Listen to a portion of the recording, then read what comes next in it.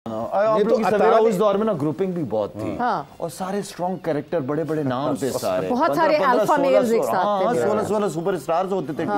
हर कोई सुपरस्टार था, जैद भाई, आमिर सेल, सईद अनवर, एजाज अहमद, वसीम अकरम, वकास, तो कोई किसी वो प्लेयर एक दूसरे को, लेकिन फिर जब खेलते थे, लेकिन ग्राउंड में जब ग्राउंड में तो सारे फिर परफॉर्म करने की कोशिश। बट वैसे मुशी भाई उस वक्त फिर टीम मैनेजर्स के लिए कितना मुश्किल होता होगा टू हैंडल द टीम, मतलब इतने ईगो के बुर्ज खड़े हुए थे साथ। एक्चुअली ये शायद ने जो बात की ना, परफॉर्मेंस पे कंप्रोमाइज नहीं करते थे, इसलिए फिर मैनेजर के पास कोई एविडेंस नहीं रहता था कि अब उनको निकाला जाए, क्योंकि ग्राउंड के अंदर उतरते ही ना कोई भी बंदा अब हाथ नहीं खींचता था, ये नहीं कहता था कि मैंने परफॉर्मेंस नहीं करनी।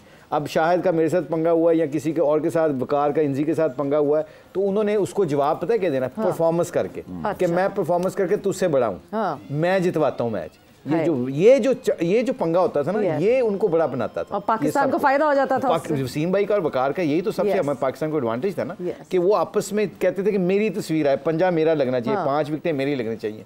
वो कई इंजरी, हल्की उल्की इंजरी तो बर्दाश्त, उसको टेबल के ऊपर, फिजियो के ऊपर जाते ही नहीं थे, बैट के ऊपर। So I think that was the scene, क्योंकि अपनी ईगो जो थी ना, वो पाकिस्तान को बड़ा फायदा दे रही थी उस वक्त की, परफॉर्मेंस पे बहुत डिपेंड करते थे। वो ये समझते थे कि कोई किसी का साथी नहीं। और बड़ा एक और अच्छी बात बताऊं उस ग्रुप की, वो हर बंदे को, हर दोस्त को ये कह देते थे कि यू नॉट बॉलिंग वेल, ये नहीं कहते, स्ट्रेट फॉरवर्ड मीटिंग्स में एक दूसरे का नाम ले लेते थे, मतलब ऐसी बात कर देते थे कि मुशी तूने अच्छी बॉलिंग नहीं की इसलिए हम हार गए। अब इसको गुस्सा चढ़ता था, और गुस्से को निकालने का हल क्या था कि अगले मैच में प्रूव करके दिखा दे। ये बहुत भाई एक बात ये भी होती थी कि सीनियर आपको फिर सपोर्ट भी करते थे, यार मसला ये चल नेट तेनों लेके जाने, मसला क्या है, बिल्कुल सही। वो साथ नेट में फिर प्रैक्टिस भी करवाते थे कि मुशी भाई जब बैट्समैन थे तो वो बैट्समैन को भी हेल्प करते थे, यानी कि एक अच्छा माहौल होता था।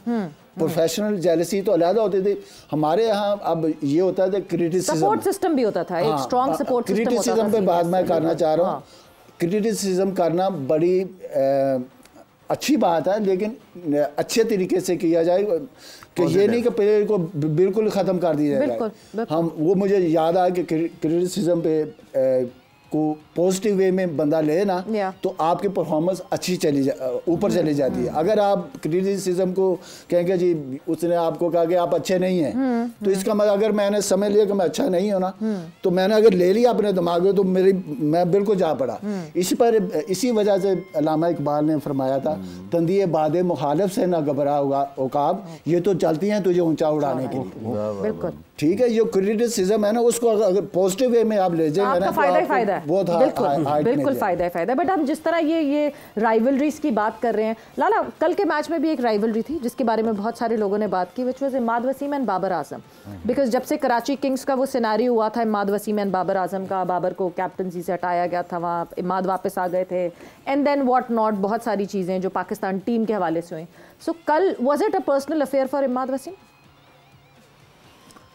कल जो हो रहा था वो अच्छा नहीं हो रहा था, इससे पहले भी अच्छा नहीं हो रहा था। क्राउड की तरफ से आते, उससे पहले आमिर के साथ हुआ, बाबर के साथ भी क्राउड ने किया, जिम्बाब्वे इस तरह की कुछ चीज़ें होती है। तो आई मीन ये सारी चीज़ें जो है ना, ये मज़ा नहीं आता, क्योंकि बाबर एक बहुत बड़ा नाम है। अगर क्राउड में इस तरह की आवाज़ आती है, या मोहम्मद आमिर के बारे में कोई ऐसी आवाज़ आती है, इमाद वसीम, ये मज़ा नहीं, पर्सनली मुझे अच्छा नहीं लगता इस सारी चीज़ें होने। लेकिन जिस तरह इमाद वसीम को मैं देख रहा था कि वहाँ से आवाज़ आ रही थी, तो उसने कोई माइंड नहीं किया, उसने कोई रिएक्शन देता तो क्या पता ये आगे कितने अरसे तक उसकी चिढ़ बन जाती, लेकिन उसने बैक किया, उसने तालियां बजाई, सपोर्ट किया, ठीक है ना। तो सीनियर भी है, काफ़ी अरसे से उसको चीज़ें हैंडल करना आती हैं। अगर बाबर के नाम से उसको तंग किया भी जाता है तो उसके लिए भी बड़ी बात है। बाबर भी माशाल्लाह बड़ा नाम है, और ये खेले में क्रिकेट साथ में, आपस में इनकी छोटी मोटी चीज़ें चलती रहती हैं। असल चीज़ यह है कि मीडिया और फिर आपके फैंस उस चीज़ को कितना हाईलाइट करते हैं, वो बड़ा। सोशल मीडिया भी तो एक अज़ाब इलाही बन गया, अल्लाह माफ़ करे, यकीन माने कि अब मैं कभी मुशी भाई मुझे लगता है कि सोशल मीडिया वाले लोग आम जिंदगी में सामने क्यों नहीं आते, इसीलिए तो वो पीछे है कंप्यूटर के। मैंने तो आज तक कभी कोई बदतमीज किस्म का आदमी नहीं देखा कि किसी ने मेरे सामने कोई बात की हो, कोई बदतमीजी की हो, जो सोशल मीडिया पे नजर आती है चीजें। वो मैं ढूंढता हूँ कि बंदा सामने कब आएगा, मेरे मुंह पे कोई बात करने वाला बंदा हो। सोशल मीडिया पे नजर आते तो खैर वो एक अलग दुनिया है, वो एक अलग दुनिया, उस दुनिया को बस ऊपर ऊपर से देखा, एंजॉय किया और रख दिया, वो दुनिया खत्म हो गई। असल दुनिया ये है प्यार मोहब्बत की दुनिया, आपस में एंजॉय करे लाइफ को, वो ज्यादा बेहतर। हाँ बिल्कुल, टॉक्सिसिटी वैसे बहुत बढ़ गई है। मतलब जो आपके फैन क्लब्स है ना, वो फैन क्लब्स आपके प्लेयर्स को सपोर्ट करने के लिए होते थे, अब वो दूसरे प्लेयर्स को डिमीन करने के लिए लाइकिंग हो गई। और क्या ये बच्चे जो आते हैं हमारे शो में पिछले पूरे महीने में, शायद आपको बताएं, पूरे जितने भी लोग सुन रहे हैं, हम इनसे यही डिस्कशन करते हैं कि बगैर एविडेंस के मीडिया की बात को देख के किसी के ऊपर जजमेंटल ना हो, किसी के बारे में बात अपनी राय कायम करते हुए ना थोड़ा सा एविडेंस रख लो, क्योंकि किसी के भी फैमिली होती है, किसी के बच्चे होते हैं, किसी के बहन भाई हैं, आप उनके बारे में कोई ऐसी बात करते हैं जिससे वो हर्ट होते हैं। पता है आपको, स्कूलों में बच्चे एक दूसरे को ताने मारते हैं। ये डिप्रेशन का शिकार जो हमारी नेशन हो रही है, छोटे छोटे बच्चे हो रहे हैं, इसलिए कि लोग ताने मारने लग गए। सोशल मीडिया को ज़रूर इस्तेमाल करें।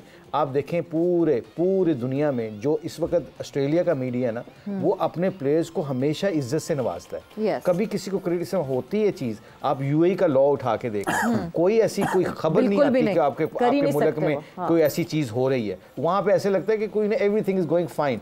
वहाँ पे भी क्राइम होते हैं, वहाँ पे भी लोग एक दूसरे को मारते हैं, झगड़ते हैं। न्यूयॉर्क हो गया, लंदन हो गया, कितने बड़े शहर हैं, इतना क्राइम है बढ़ गया कि आप सोच नहीं सकते। कितनी न्यूज़ें आती होंगी, कोई भी नहीं, कोई ब्रेकिंग कर करके। हमारा तो कुत्ता या गधा गटर में गिर जाता है तो ब्रेकिंग न्यूज़ 3-4 घंटे की। सही बात है। ये हमें बीइंग ए नेशन पता क्या करना चाहिए? बीइंग ए नेशन हमें करना चाहिए कि अगर दुनिया में बहुत ज़्यादा इज्जत कमाना चाहते हो, लोगों की इज्जत करो, लोगों के ऐबों के ऊपर पर्दे डालो। सेल्फ सेंसरशिप एब्सोल्युटली हमें बहुत ज़रूरत है इस वक्त बीइंग ए नेशन। बिल्कुल, एक सेल्फ सेंसरशिप की बहुत ज़्यादा ज़रूरत है, क्योंकि एज ए नेशन अगर हमने आगे बढ़ना है तो ये सबसे ज़्यादा ज़रूरी होगा। वक्त एक ब्रेक का हुआ है, ब्रेक पर जा रहे हैं, ब्रेक से वापस आते हैं तो डिस्कशन को यहीं से आगे बढ़ाएं।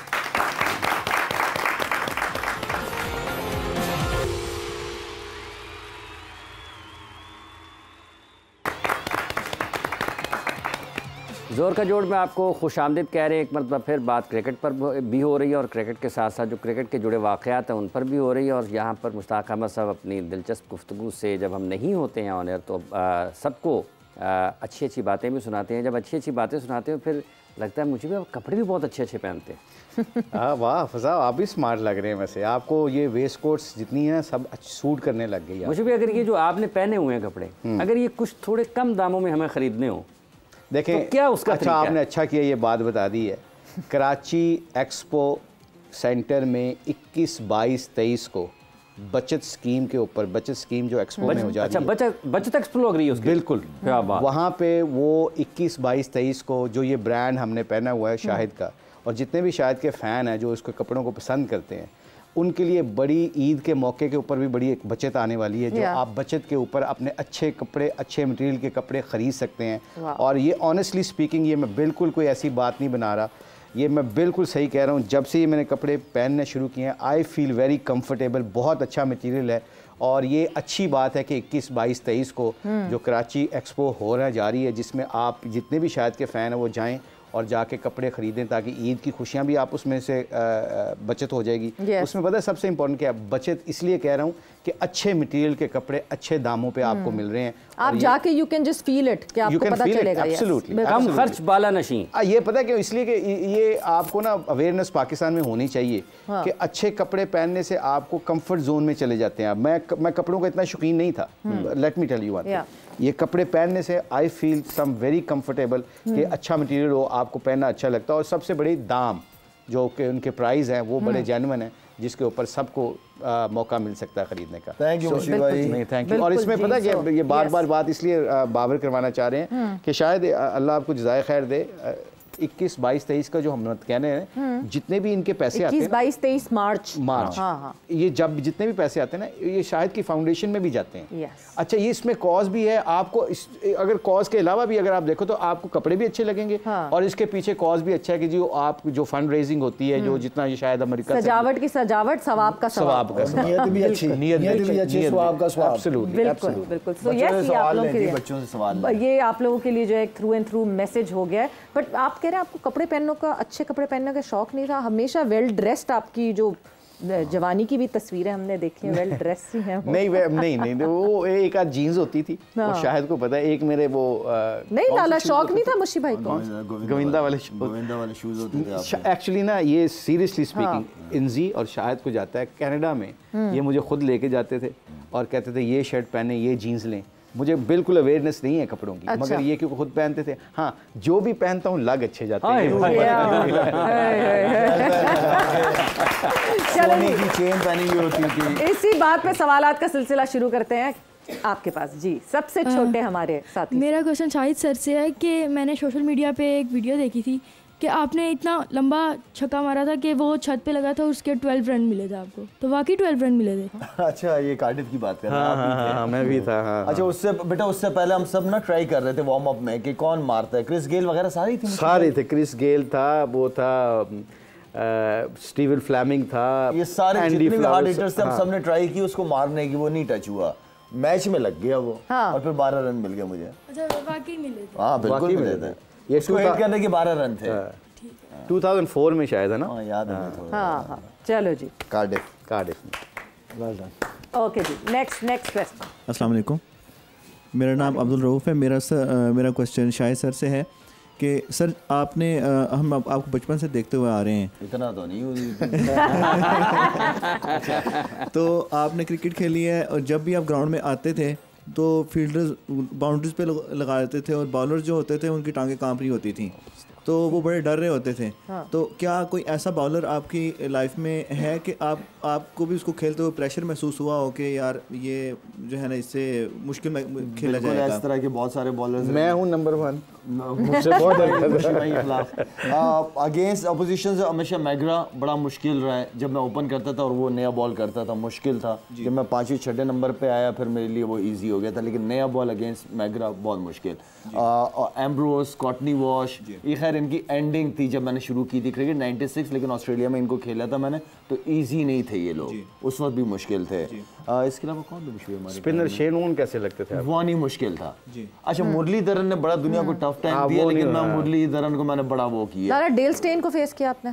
स्टेन को मैंने फेस किया है। उसका जो पीछे का जो बॉल है ना वो बड़ा मुश्किल बॉल होता था, छोड़ना मुश्किल होता था, इसलिए स्किट करता था मुश्किल उसका बॉल। तो ये बॉलर्स हैं बिल्कुल। फ्लिंटॉफ को खेले आप? फ्लिंटॉफ को तगड़ा खेला हूँ। और मुश्ताक सर से भी क्वेश्चन है कि क्या मुश्ताक सर ने कभी आपको आउट किए? एक दफ़ा हबीब बैंक का मैच था हमारा वापडा के साथ, तो मैं ये कहता हूँ कि स्टंप हो गए थे, शायद अंपायर ने आउट नहीं दिया, फिर उन्होंने 100 कर दिया था, नहीं 100 किया था, मैंने आउट नहीं किया। एक ही दफ़ा हमारा एक दूसरे मैच हुआ था, शाहिद ने यूबीएल स्टेडियम नहीं नेशनल स्टेडियम में 100 किया था और फिर मुझे आउट भी कर दिया, डरा के मैं बाउंसर मारूंगा और ढीली लेग ब्रेक करके स्टंप करवा दिया था। चलिए जी, अगला सवाल। अस्सलाम वालेकुम, मेरा नाम अबाद मोहम्मद है। जैसा कि शो का अफ्ताह जो होता है ना शेर व शायरी से हुआ था, तो एक शेर बोलना चाहता हूँ शायद साहब के लिए। तेरी मुश्किल ना बढ़ाऊंगा चला जाऊंगा, अश्क आंखों में छुपाऊंगा चला जाऊंगा, अपनी दहलीज पे कुछ देर पड़ा रहने दे, जैसे ही होश में आऊँगा चला जाऊँगा, और तेरी अपनी चौखट पे पड़ा रहने दे, जैसे ही होश में आऊँगा चला जाऊँगा।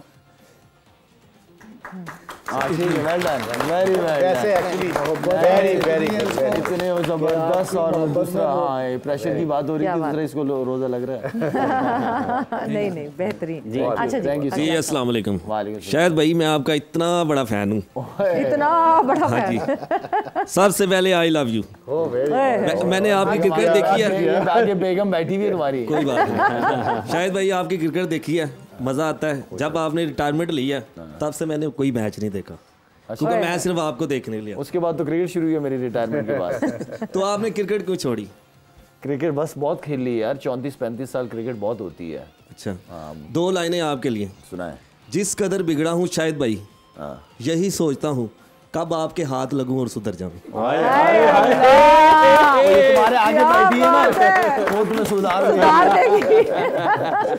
अगला सवाल जबरदस्त भाई, बेहतरीन। Very good. अस्सलाम वालेकुम। वालेकुम। अच्छा सर, मेरा आपसे क्वेश्चन है कि जो हमारे खिलाड़ी हैं वो बहुत जल्दी टेस्ट मैचेस से रिटायरमेंट ले लेते हैं, और जबकि जो इंग्लैंड के हैं प्लेयर्स वो इतनी जल्दी रिटायरमेंट नहीं लेते, वो जो हैं टेस्ट मैचेस बाकी सारे फॉर्मेट छोड़ के टेस्ट मैचेस खेलते हैं, ऐसा क्यों है?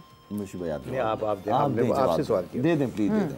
अच्छा ये बेटा आपने बहुत ज़बरदस्त क्वेश्चन किया, पता है उसमें वहाँ पे क्या करते हैं कि आपने इंडिया ने भी अब कर दिया और ECB इंग्लैंड क्रिकेट बोर्ड पता क्या करता है, वो सबसे ज़्यादा कॉन्ट्रैक्ट सेंट्रल कॉन्ट्रैक्ट के पैसे टेस्ट प्लेयरों को देता है 30 सेकंड्स में जवाब, ठीक है, सबसे ज़्यादा पैसा उनको देता है ताकि वो टेस्ट क्रिकेट में जितना भी बच्चा है वो उनको पैसे भी मिलते रहे और वो टेस्ट क्रिकेट में खेलते रहे, और टेस्ट क्रिकेट में जो खेलते हैं ज़्यादा अच्छे हैं ना वो सारी फॉर्मेट में अच्छा खेलते हैं, इसलिए वो टेस्ट क्रिकेट को ज़्यादा फकीयत देते हैं। बिल्कुल जी, लॉन्गर फॉर्मेट की जब बात करते हैं हमेशा इंपॉर्टेंस लॉन्गर फॉर्मेट को देनी चाहिए, वहीं से प्लेयर्स बनते हैं। और वक्त यहाँ पे खत्म हो गया जोर का जोड़ का। आप लोगों का बहुत बहुत शुक्रिया, आपका बहुत बहुत शुक्रिया एंड थैंक्स अ लॉट। सवेरा और हाफिज को इजाजत दीजिए, अपना बहुत ख्याल रखिएगा, टेक केयर, बाय बाय, अल्लाह।